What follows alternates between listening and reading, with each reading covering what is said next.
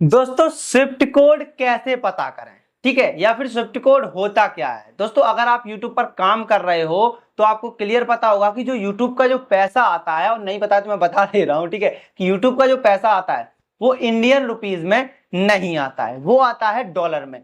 और जब हम कहीं डॉलर का पेमेंट लेते हैं, या फिर हम कहें कि अगर हम इंडिया से बाहर किसी भी कंट्री का पेमेंट लेते हैं, ठीक है, जो ये अपनी नेपाल छोड़ दें, क्योंकि ये तो हमारा हमारा ही देश है एक तरीके से कह सकते हैं, ठीक है, तो इनको छोड़ दें, तो मान लो जैसे विदेश आप यूएसए से या किसी भी अदर कंट्री से, मैं आपको ऐसे कितने नाम गिनाऊं, ठीक है, अगर आप वहां से पेमेंट लेते हो, यानी कि इसको हम बोलते हैं इंटरनेशनल पेमेंट। अगर इंटरनेशनल पेमेंट आप लेते हो तो उसके लिए आपको स्विफ्ट कोड का यूज करना होता है, आपको स्विफ्ट कोड की जरूरत पड़ती है, ठीक है। तो अब स्विफ्ट कोड जो है वो कैसे पता करें, तो दो तरीके हैं भाई स्विफ्ट कोड को पता करने के, ठीक है, मैं आपको दोनों तरीके बता दूंगा जिससे आपका स्विफ्ट कोड जो है आपको पता चल जाएगा। और सबसे बड़ी बात, स्विफ्ट कोड में ना एक बहुत दिक्कत होती है कि लोग बाग ज्यादा होशियारी के चक्कर में गलत स्विफ्ट कोड कभी कभी एंटर कर देते हैं। तो दोस्तों ऐसा मत करना, वरना आप 1 रुपए भी नहीं कमा पाओगे, ये ध्यान रखना, ठीक है। तो स्विफ्ट कोड कैसे पता करना है, जेन्युइन तरीका मैं आपको इस वीडियो के अंदर कंप्लीट डिटेल में समझा दे रहा हूँ, इतनी सी वीडियो के अंदर, ठीक है। तो वीडियो पसंद आए तो भाई लाइक चैनल सब्सक्राइब जरूर करना। देखिए दोस्तों पहले तरीके की बात करते हैं। पहला तरीका है ऑफलाइन। ऑफलाइन क्या है, देखिए जैसे मान लो आपका एसबीआई बैंक में जैसे अकाउंट है आपका, ठीक है, या फिर मान लेते हैं जैसे आपका पंजाब नेशनल बैंक में अकाउंट है, किसी भी मतलब XYZ किसी भी बैंक में अकाउंट है, जिस बैंक में आपका अकाउंट है आपको उस बैंक में विजिट करना है, यानी कि जाना, ठीक है। उस बैंक में जाओगे, जो वहां पर बैंक मैनेजर होगा उससे आपको ये बात पूछनी है जाके कि भैया हम अपनी जो पंजाब नेशनल बैंक है या हमारी जो एसबीआई बैंक है इसका स्विफ्ट कोड क्या है। तो अगर उनको नॉलेज होगी तो वो बता देंगे कि भाई स्विफ्ट कोड ये है। हालांकि वो पूछेंगे कि स्विफ्ट कोड की जरूरत क्या है, तो बता देना कि मैं एक यूट्यूबर हूँ, ठीक है, या फिर मैं फेसबुक पेज चलाता हूँ, ठीक है। स्विफ्ट कोड मतलब अगर आप पेमेंट लोगे एडसेंस से तो स्विफ्ट कोड चाहिए, ठीक है। तो उनको बता देना कि ये हमारी जो है प्रॉब्लम है, हम यूट्यूबर हैं या फेसबुक पेज चलाते हैं या कहीं से भी हमारा इंटरनेशनल पेमेंट आ रहा है, ठीक है, तो उसके लिए हमें स्विफ्ट कोड चाहिए। तो उनको पता होगा तो वो बता देंगे, ठीक है। अब बहुत सारे ऐसे लोग होते हैं जो कहीं ना कहीं जो ये जानते ही नहीं कि स्विफ्ट कोड आखिर होता क्या है। मैं पर्सनल अपनी बात बताऊं, मैं अपने यहाँ एसबीआई बैंक में गया था, लोग कहते हैं कि एसबीआई से बड़ी कोई बैंक नहीं है और एसबीआई में आपको किसी भी चीज की कोई प्रॉब्लम नहीं होती है।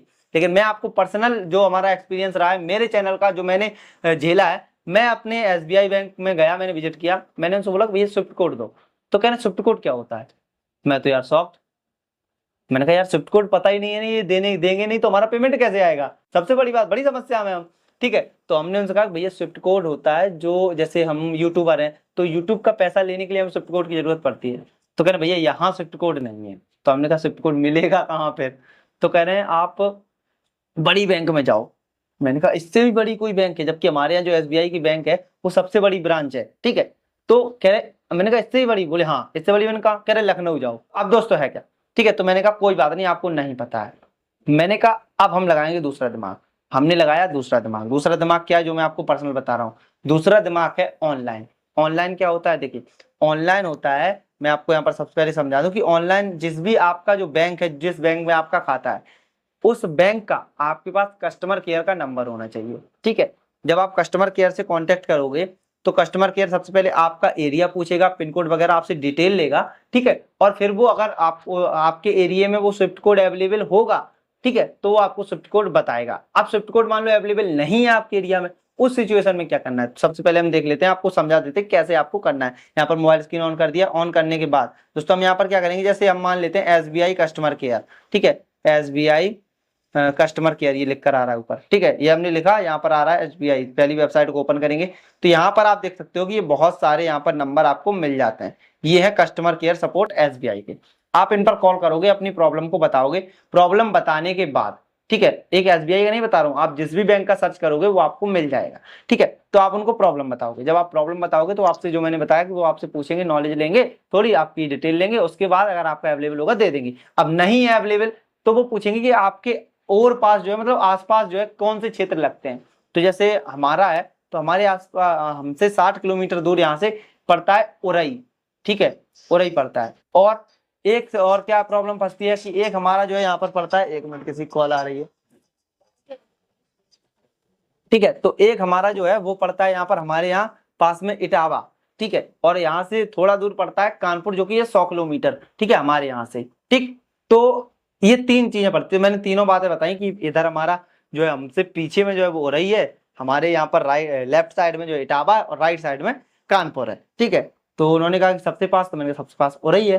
तो कह रहे हैं उरई का देखते हैं, उरई का भी नहीं मिला, इटावा का भी नहीं मिला।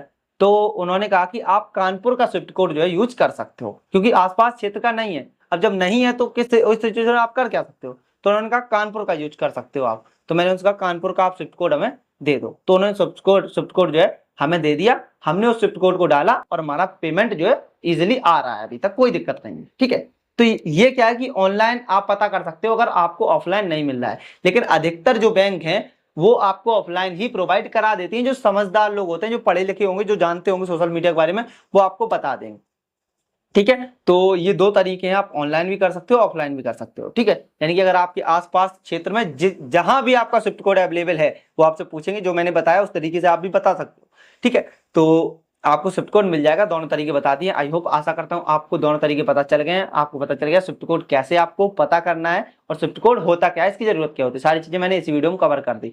तो उम्मीद करता हूं आप सारी चीजें सीख गए हो और आपको आगे इससे रिलेटेड कोई और वीडियो नहीं देखनी पड़ेगी। तो वीडियो पसंद आई तो लाइक जरूर करना, चैनल पर सब्सक्राइब करके बेल आइकन को दबाना, जिससे आने वाली यूजफुल नॉलेजेबल वीडियो की नोटिफिकेशन आप तक तुरंत पहुंचे। चलिए मिलते हैं फिर, तब तक ख्याल रखिए। वंदे मातरम, जय हिंद।